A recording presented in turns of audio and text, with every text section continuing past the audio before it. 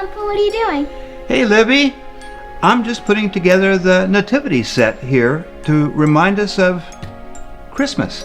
Wow, that's really cool. Do you want to watch and help me with this a little bit? Yes, please. This nativity set kind of tells a story.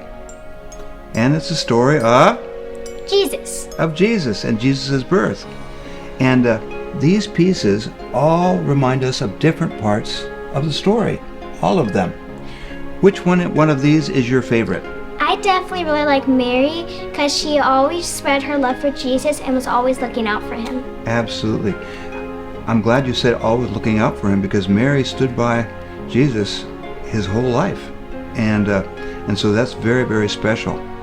Well, you and I both kind of remember the story how Mary and Joseph traveled to a city called Bethlehem. Yes. And they went there because they had to be counted. It was a census and people had to be counted. So they went there, and she was pregnant. And when they got to Bethlehem, they were looking for a place to stay. So they stopped into an inn, and the innkeeper said, "I am so sorry. I don't have any room for you, but I have a place kind of out back. It's where the animals stay, but it's the best I can do for you." And what do you think Joseph said?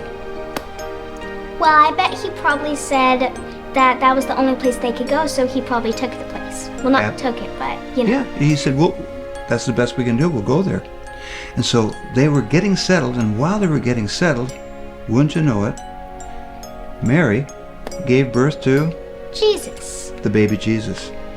And they took him, they wrapped him up with clothing because it was probably a cool night, and they laid him in a manger. A manger made out of hay.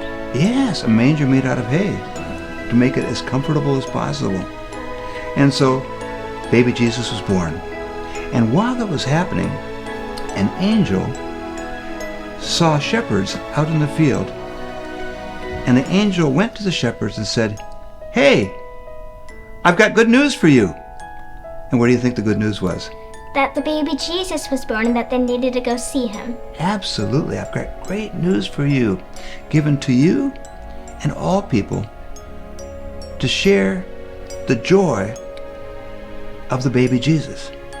And so the angel said, "I think you should go." And so what did the shepherds do? They definitely went. They went, and they went to the place where Jesus was in the stable, and they knelt down and they praised God because they were full of joy. It was so wonderful.